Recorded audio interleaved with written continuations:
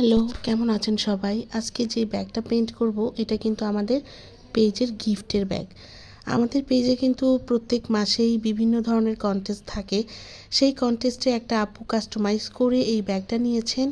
আর আমাদের পেজের যে কন্টেস্টের যে ব্যাগগুলো থাকে এগুলো কিন্তু আপনারা আপনাদের পছন্দ মতো ডিজাইনে কাস্টমাইজ করে নিতে পারবেন। যেহেতু আমার পেজটাই মূলত একটা কাস্টমাইজ বেসড পেজ, সেই কারণে আমি যখন কোনো কন্টেস্ট দিই এইটুকু স্বাধীনতা রাখি যে আমি যেটা দিব সেটাই না, আপনারা চাইলে আপনাদের পছন্দ মতো কাস্টমাইজ করতে পারেন, অথবা কয়েকটা ড্রেসের একটা শাড়ি দেওয়ার ক্ষেত্রে কয়েকটা শাড়ির ছবি দিয়ে এর মধ্যে যেটা ইচ্ছা পছন্দ করে নিতে পারেন।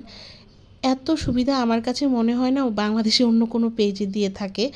অনেক পেজে তো অনেক সময় বিভিন্ন এলিগেশন থাকে যে কন্টেস্টের প্রোডাক্ট ভালো থাকে না, হ্যান ত্যান। আমি মনে করি যে কন্টেস্টের প্রোডাক্টগুলো ভালো দিতে হয়। কারণ কি, ওনারা বিভিন্ন পেজেই কিন্তু কন্টেস্ট খেলে বা অংশগ্রহণ করে। ওনারা এক ধরনের মানে অনেক কষ্ট করেই কন্টেস্টে জিতে আমার পেজের রিচ বাড়ায়, অথবা যে কোনো পেজেই কাজ করুক না কেন, সব পেজেই রিচ বাড়ানোর জন্য কন্টেস্ট দেওয়া হয়। সেই ক্ষেত্রে তাদেরকে আমার কাছে মনে হয় ভালো প্রোডাক্ট দেওয়া অত্যন্ত জরুরি একটা ব্যাপার। তো আজকে আমি যে ব্যাগটা পেইন্ট করছি এটা টোট ব্যাগ। এখানে আপু আমাকে ছবি পাঠিয়েছিল, সেই ছবি অনুযায়ী পেইন্ট করে দিয়েছি। আর এটা রিভিউ কিন্তু পেজে শেয়ার আছে, আপনারা দেখেছেন নিশ্চয়ই। আর এই ব্যাগটা কিন্তু আমাদের পেজে অর্ডার নেওয়া হবে। যারা এই টোট ব্যাগটা অর্ডার করতে চান সেটাও কিন্তু করতে পারেন। আবার অনেকেই জানতে চান এক কালারের টোট ব্যাগগুলো কোথা থেকে নেওয়া হয়। এগুলো আপনারা আমাদের পেজে পেয়ে যাবেন, আমাদের নিজস্ব প্রোডাকশনে তৈরি। আপনারা এই ব্যাগগুলো যে কোনো কালারে কাস্টমাইজ করে আমাদের পেজ থেকে কিন্তু নিতে পারেন। কোয়ালিটিগুলো ভীষণ ভালো, আর আপনারা খুব আরাম পাবেন ব্যবহার করে। ব্যাগটা কিন্তু অনেক ডিটেইলে পেন্টিং করা হয়েছে, যেহেতু কাস্টমাইজ করে ডিজাইনটা দিয়েছেন সেই কারণে ওনার পছন্দ মতো দিয়েছে, আর অনেক ডিটেইলে কাজ করা হয়েছে। তাই এটার আপনারা কিন্তু মানে দুইটা পার্টে ভিডিওটা পাবেন। ব্যাগটা কিন্তু খুবই সুন্দর একটা ব্যাগ। আর আমি চেষ্টা করি সবসময় ডিটেইলে ভিডিওগুলো দেওয়ার, যেন আপনারা আমার পেইন্টিংটা দেখে শিখতে পারেন।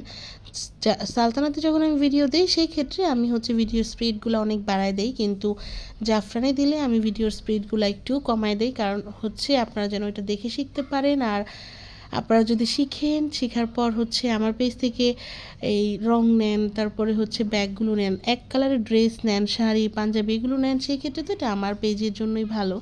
বা আমার পেজ থেকে না নেন, যে কোনো জায়গা থেকে নেন, আপনাদের নিজেদের জন্য ভালো।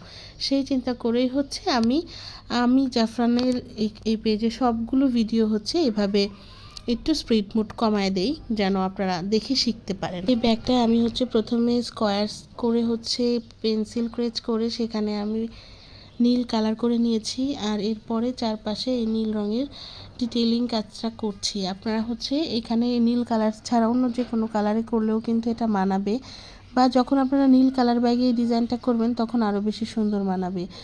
যদিও আপু আমাকে যে ছবিটা দিয়েছিল সেটা নীল কালার ব্যাগের ছবি দিয়েছিল, আর আমি আপু বলেছিল সেটা যেন আমি সাদা কালার ব্যাগে করে দিই। তো আমি এখানে সাদা রঙের ব্যাগে এই কাজটা করে দিচ্ছি। কাজটা কিন্তু খুব মানিয়েছে। শেষে এটার ছবি দিয়ে দিব। যদিও আমি ভালো ছবি তুলতে পারিনি, অনেক তাড়াহুড়া ছিল আর অনেক ব্যস্ততা যাচ্ছিল। এই ব্যাগের অর্ডারটা যখন আমি কাজটা করেছিলাম অনেক দিন আগেই করেছিলাম।